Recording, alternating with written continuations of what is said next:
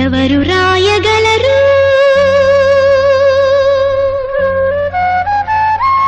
అమ్మాను మాట కన్న కమ్మని కావ్యం ఎవరు పాడగలరు